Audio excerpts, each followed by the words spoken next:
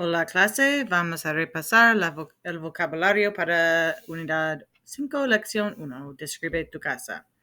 So we're going to go over the vocabulary, which hopefully you got as much as you could from reading the book. Alrighty. Let's just get started and we'll fill in as we go. So first off, if you don't already have it, describe tu casa means describe your house. And so for some reason you don't know those words, you might want to highlight and make a comment or write to the side, describe your house. Okay? All right, I'm reading letra A over here with Manuel. Hola, me llamo Manuel. Vivo en una casa grande, a big house. Tiene 2 pisos. Hay un patio y un jardín detrás de la casa. So, 2 pisos, if you look at this house, you can tell it's 2 stories tall.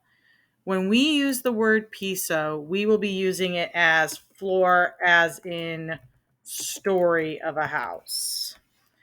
And I am going to change my text color here to blue. And I'm actually going to change so that all of these are blue.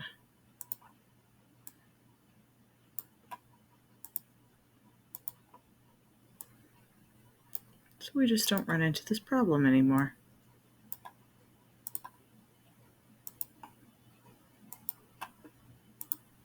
Okay. And then it says, hay un patio y un jardín detrás de la casa. Jardín looks like garden, and garden is one of the definitions, but it can also be used for yard. In England, they'll talk about someone's back garden. Your back garden does not necessarily mean a place with flowers or even vegetables. It may just be a yard. So jardín is used for both garden and yard. Patio is obviously patio. As you can see, I didn't bother putting it on here because it is very obvious what it is. Letra B. A Elena y a mí nos gusta jugar videojuegos en la sala. En la cocina preparamos la comida y en el comedor comemos todos los días. So we have 3 rooms mentioned. La sala, which hopefully based on the couch and the TV and them hanging out, you can guess is the living room. And we have el sillón, which is the armchair. Now, we learned like a regular chair, like a dining room chair or the chair you might sit in math class. Earlier, we learned that when we did stuff in a classroom, la silla. So if you don't remember that one and want to add it as an extra word, that might be a good one. El sofá, you should be able to figure out, is the sofa or couch. It is L despite it ending in A, so please take note of that. Videojuegos I didn't put on here because I felt it was pretty obvious, but if you want to add it, feel free. I use la televisión, they use el televisor, and alfombra, you should be able to tell, is a rug. Now, the other 2 rooms they mention are cocina, which based on the picture and the fact that they prepare food there, you should know is the kitchen. And just so you know, the verb cocinar, which is cocina with an R on the end, is to cook. Again, if you want to add that as an extra word, feel free. Comedor, you can see comer in there, and you can also look at the picture. You should be able to tell is a dining room or someplace you eat. El suelo, we are going to use for the floor you stand on. Now, just so you know, el piso can be used for this kind of floor as well.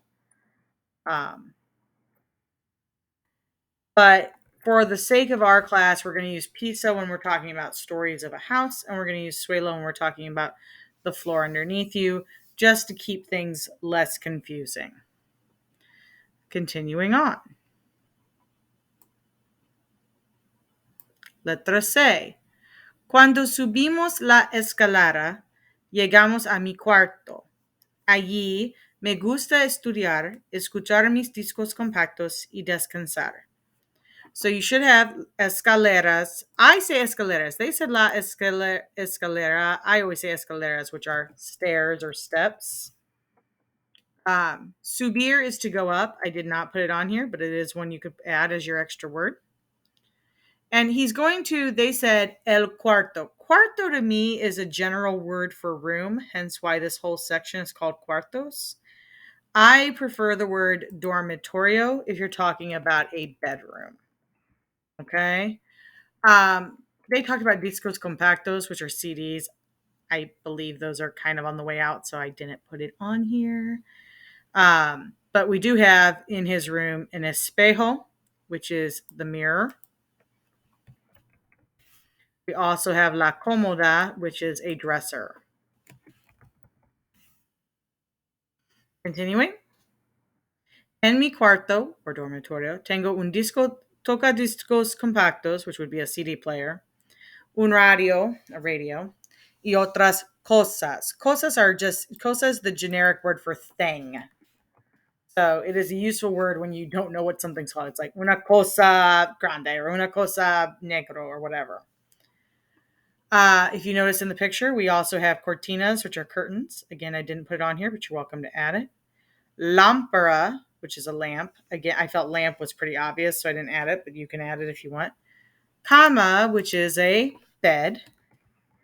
And I added armario because armario gets left out a lot of times. Armario is a closet, or it can also be a big wardrobe. If you think of like Lion Witch in the Wardrobe, like the really big piece of furniture that you open up, and it's kind of like a closet in a room that doesn't have a closet. So it has like a stick to hang things on, and so on. Mi amigo Fernando piensa que vivir en un apartamento es ideal. Prefiere vivir en un apartamento donde puede ver el centro de Quito.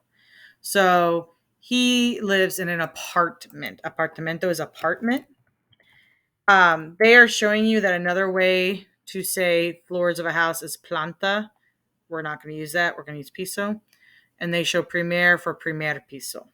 Bien. Muebles, as you can see at the top here, muebles is furniture, hence why all these things are under furniture.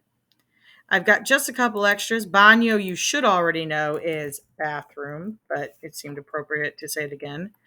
Oficina is an office. And techo is a ceiling or a roof. And then you need to have at least 4 extra words here, or 5 extra words. You need 5 total here. You are welcome to use the extra vocabulary, which I don't know if this has it at the end. I don't think it does. It's going to decide not to load on me just for funsies. Yeah, student resources. If you go to the back of your book, probably R4 will have it.